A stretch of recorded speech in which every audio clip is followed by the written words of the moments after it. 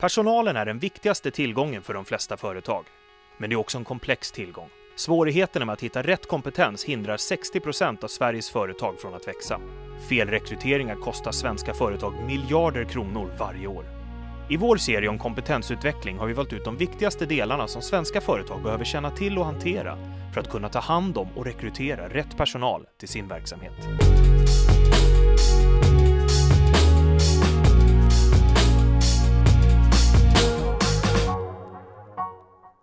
Det talas mycket om att vi har ett ovanligt snabbt näringsliv under stor förändring.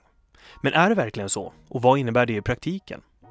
På utbildningen Executive MBA vid Stockholms Universitet är det centralt att utmana och testa antaganden för att ge företagen och dess anställda rätt verktyg för att hantera sin omvärld.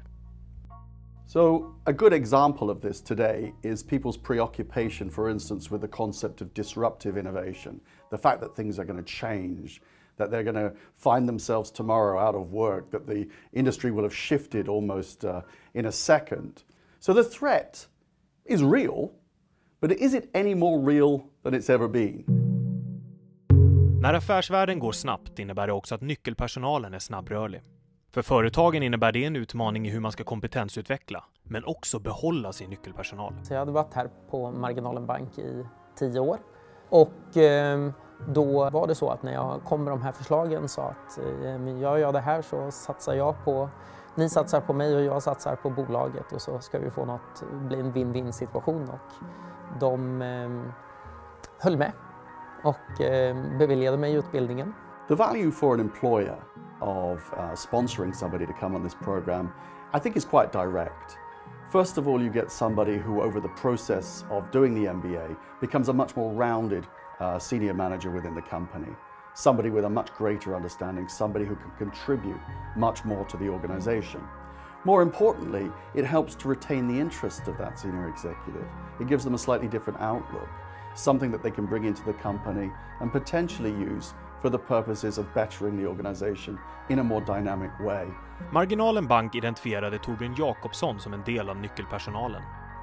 Därför sponsrade de Torbjörns MBA-utbildning, både för att ge honom chansen att vidga sin kompetens, men också för att han skulle kunna hjälpa företaget att utveckla verksamheten.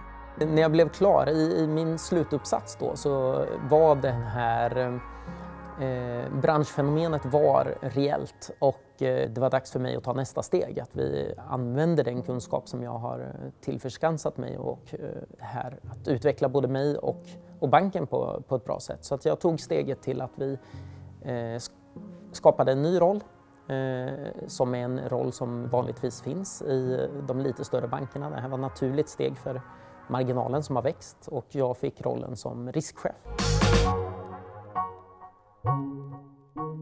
För Torbjörn och Marginalen Bank blev MBA-utbildningen en bra språngbräda för att utvecklas tillsammans i symbios, företag och anställd. The interesting thing when you look at the data, when you look at the evidence, is that some of the assumptions we make are really quite wrong. Today, as we know, people don't have jobs for life, or it's not the norm at least, and people are looking for more out of their work than perhaps previously has been the case. So employers need to be aware of that, and indeed they are. A lot of effort goes into ensuring that people are satisfied in their work life, that they get what they need out of their work life.